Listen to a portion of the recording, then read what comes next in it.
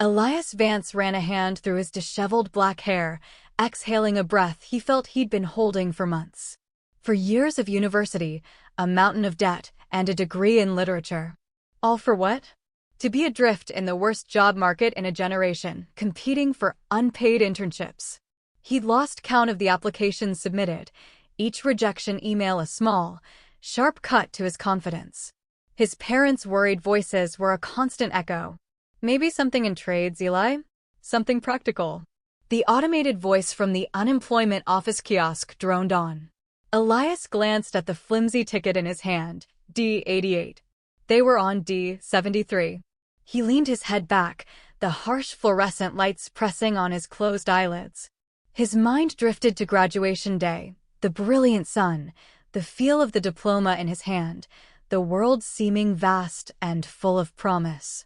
How quickly the light had faded. Now serving D88 at window 4. Elias's eyes snapped open. He stood, smoothing his wrinkled shirt, and approached the counter. The caseworker, a woman with tired eyes, barely looked up. "Any success since our last appointment, Mr. Vance?" she asked, her tone flat. "Not yet," Elias admitted. "Still looking." She nodded, her fingers clicking on the keyboard. "Well, your benefits are approved for another cycle. Keep logging your job searches." Next. He stepped aside, the familiar weight of failure settling on his shoulders. As he pushed through the glass doors into the chilly autumn air, his phone buzzed. He expected another automated rejection. But the subject line made his heart stop. Interview invitation, Senior Clerical Assistant, Meridian Press. His fingers trembled as he opened the email. It was brief. They wanted to see him tomorrow at 10. It wasn't his dream job, but it was a lifeline in a vast, empty ocean. That night, Elias meticulously prepared. He ironed his only suit, polished his scuffed shoes, and rehearsed answers in the mirror until his reflection looked as confident as he wished he felt. The Meridian Press Tower was a monument of gleaming glass and steel. Elias Vance to see Miss Sterling, he told the receptionist, proud his voice didn't betray the frantic pulse in his throat. 15th floor. Good luck. The elevator ascended in unnerving silence. When the doors opened, he stepped into a space humming with quiet energy. A woman with sharp, intelligent eyes and perfectly coiffed silver hair approached him. "Mr. Vance. I'm Eleanor Sterling. Follow me."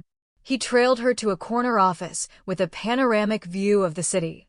"Have a seat," she said, her gaze analytical. "Tell me about yourself." Elias delivered his prepared speech, highlighting his skills and dedication. Miss Sterling listened, her expression unreadable. "I'll be direct, Mr. Vance," she said when he finished. "The economy has forced us to make difficult choices.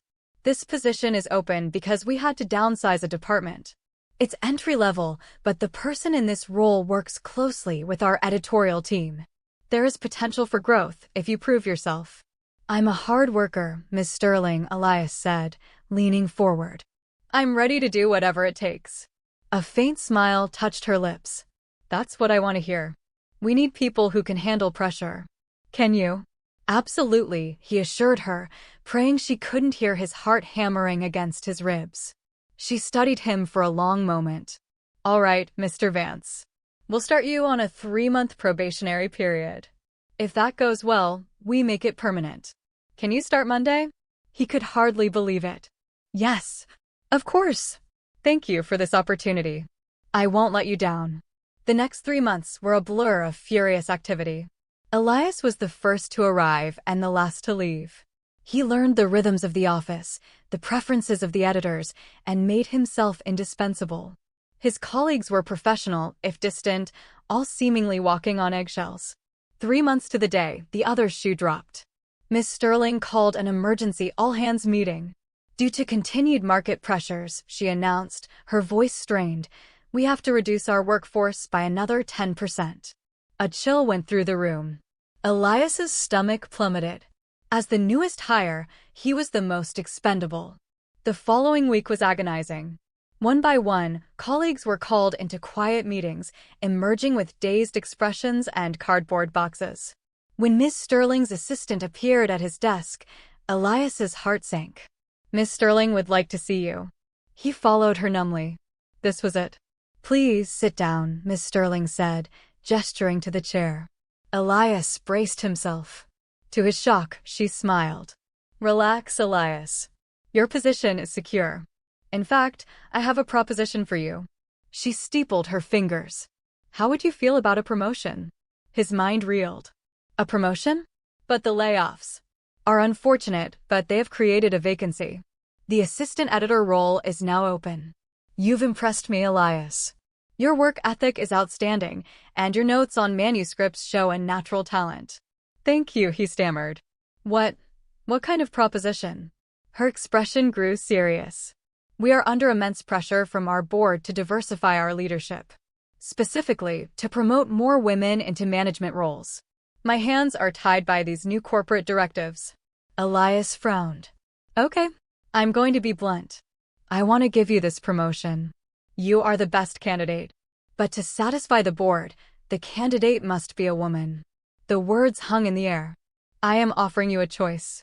I want to promote you, but to do so, you would need to present as female in the workplace. Elias stared, speechless. You want me to pretend to be a woman? Not pretend, Elias. Commit. For the foreseeable future, you would be Alara Vance. We would provide you with a substantial clothing allowance, a stylist, a vocal coach, every resource to make the transition seamless and professional. And, of course, a salary that reflects the unique demands of the position. She slid a piece of paper across the desk. The number written on it made him dizzy. It was triple his current salary. This is insane, he whispered. The rational part of his brain was screaming. But the other part, the part that remembered the hopelessness and the eviction notices, saw a door opening. I understand this is unconventional, Miss Sterling said softly. Take the weekend. Think about it. This conversation, of course, remains between us, regardless of your decision. The weekend was torture. He weighed the deception, the sheer strangeness of it, against the financial freedom and the career he desperately wanted. By Sunday night, staring at his reflection in the dark, he knew his answer. On Monday morning, he knocked on her door. I'll do it. Miss Sterling nodded, a flicker of approval in her eyes. I had a feeling you would. Welcome aboard, Alara. I believe you're going to do extraordinary things. Caleb Reed stared at the eviction notice taped to his apartment door, the red ink like a fresh wound. He was a brilliant coder, everyone said so. He'd poured 5 years and all his savings into developing Nexus, a revolutionary logistics algorithm that could save the shipping industry billions. But brilliant code didn't pay the rent. Venture capitalists had laughed him out of their sleek offices. A lone wolf developer? Too risky. His phone chimed, a rare message that wasn't from a creditor. It was from Julian Croft, a charismatic but notoriously unlucky tech entrepreneur Caleb had met at a networking event. Need to talk. Urgent. My office. Croft's office was a chaotic loft littered with whiteboards and empty coffee cups. Caleb, my boy, you're a lifesaver for coming, Julian said, pacing frantically. I've got a shot. A real shot. The Athena grant. Caleb knew it. It was the biggest prize in the startup world, $1 million in seed funding and mentorship, but with a strict condition. It was exclusively for companies with a woman in a C-suite leadership position. My last co-founder, Jennifer, she bailed, Julian lamented. Took a stable job at Google. We're dead in the water without a female executive. The final pitch is in 3 weeks. So find one, Caleb said flatly. There's no time. No one will join this sinking ship. Julian stopped pacing and looked Caleb dead in the eye. But what if the executive was already here? What if the brilliant mind behind Nexus, the company's chief technology officer, was Clara Reed? Caleb just stared. What are you talking about? I'm talking about a disguise, Caleb. A role. You're a programmer. Think of it as the ultimate user interface, Julian pleaded, his desperation palpable. You know the tech better than anyone. We get a stylist, a media coach. You become Clara, the mysterious genius behind the code.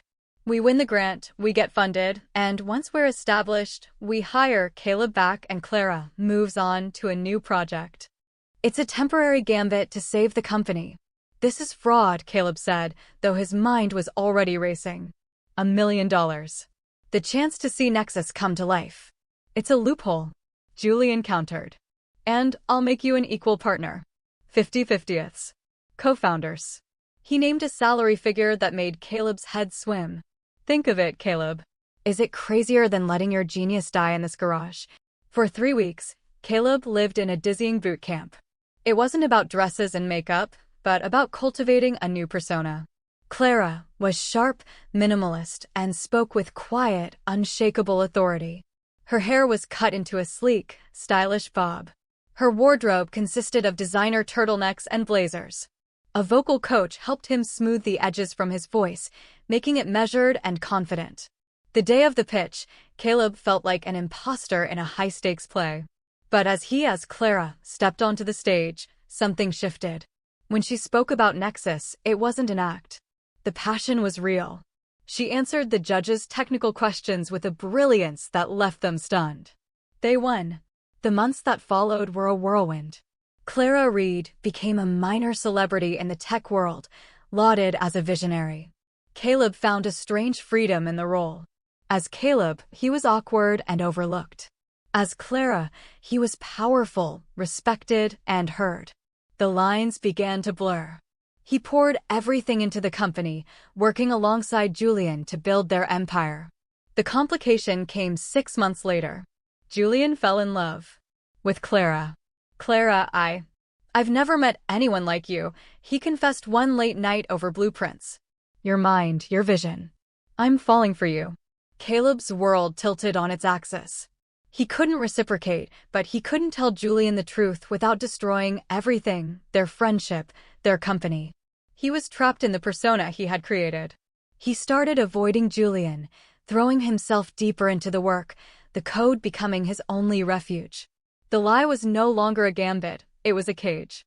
He had the success he'd always dreamed of, but he was profoundly, utterly alone, loved for an identity that was both his greatest creation and his most isolating prison. The million-dollar question was no longer how to save the company, but how and if he could ever save himself.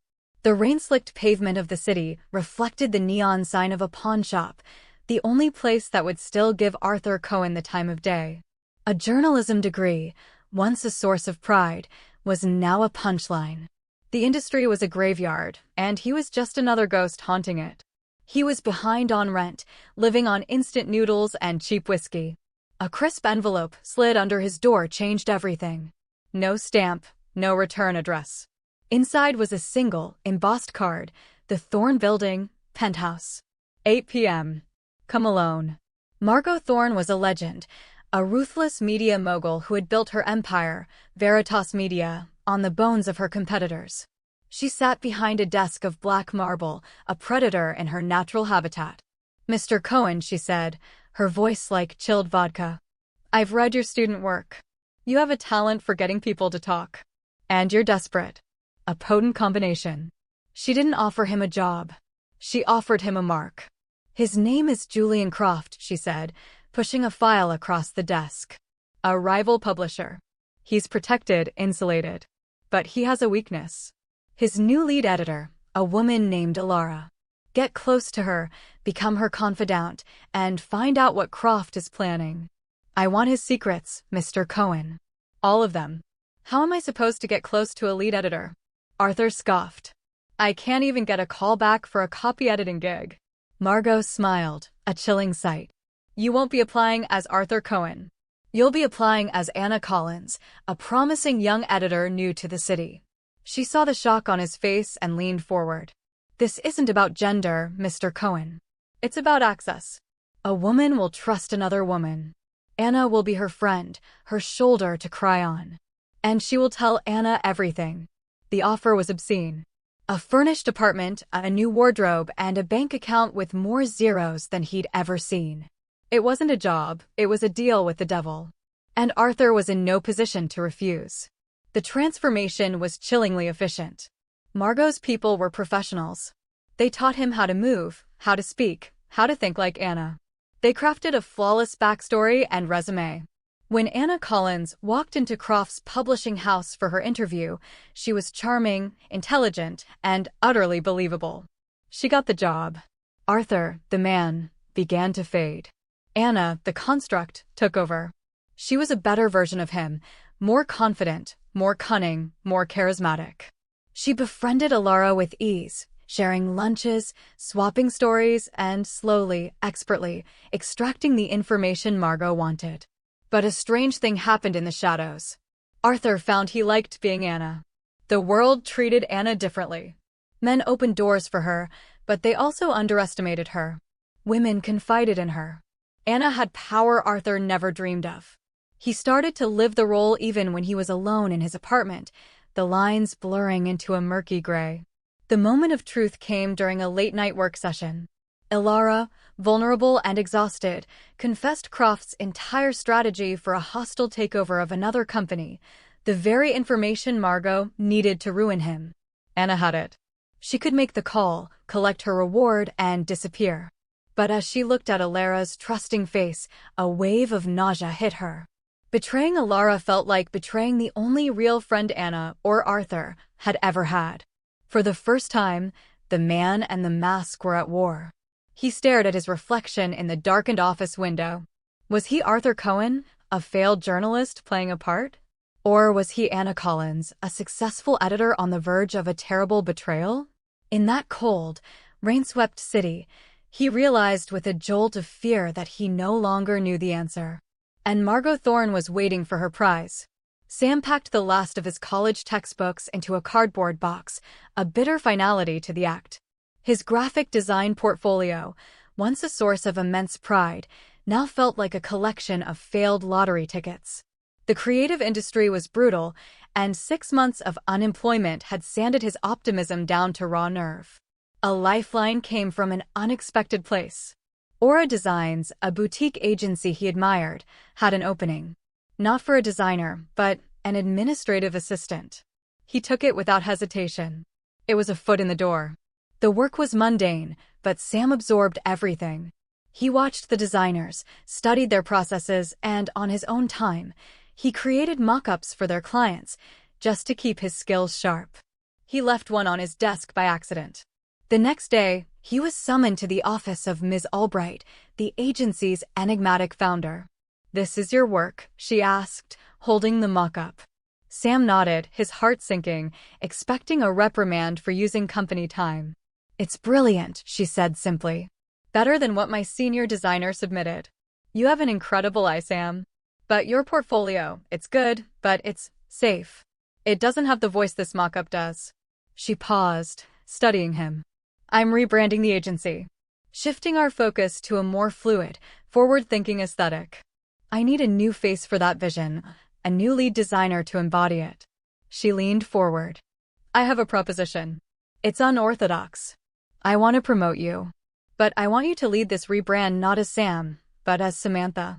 I want you to embrace that fluidity, to step into a new perspective. I think it will unlock the artist you're meant to be." It wasn't a demand or a corporate mandate. It was a bizarre, artistic challenge. It was also a lead designer's salary and the chance of a lifetime.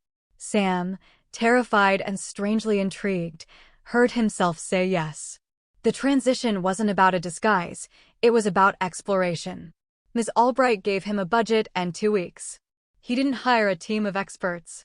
He went to thrift stores, experimenting with clothes that felt different on his skin. He watched makeup tutorials, not to create a mask, but to learn how to use color and shadow to change the way he saw his own face. He didn't try to create a fake, high-pitched voice. He worked on softening his cadence, on speaking from a different place in his chest. Returning to work as Samantha was the most terrifying and exhilarating day of his life. The name felt strange on his tongue at first. But then, something clicked. In critiques, Samantha was bolder than Sam had ever been. She defended her design choices with a passion he'd always suppressed. She connected with clients, particularly women, in a way Sam never could, understanding their aesthetic goals intuitively. The real challenge was the dissonance. At work, she was flourishing, feeling more authentic and creative than ever. But on weekends, calling his parents, he'd have to slip back into the husk of Sam, his voice dropping, his posture changing. The conversations felt hollow, like he was lying by omission. He was living two lives, and one of them finally felt real. There was no dramatic confrontation or fear of being exposed. The turning point was quiet, internal. One evening, Samantha was sketching in her notebook when she unthinkingly signed the page with her new name. She stared at the flowing script. Samantha. It looked right. It felt right. She realized Ms. Albright's strange proposition hadn't just been a career move. It had been a key, unlocking a door within herself she never knew existed. The job, the promotion, the money, they were secondary now. The next morning, she walked into Ms. Albright's office. "I need to start the process of legally changing my name," she said, her voice clear and calm. "Not for the rebrand. For me." Ms. Albright simply smiled, a knowing, gentle expression on her face. "I thought you might," she said. "The best designs always come from an authentic place."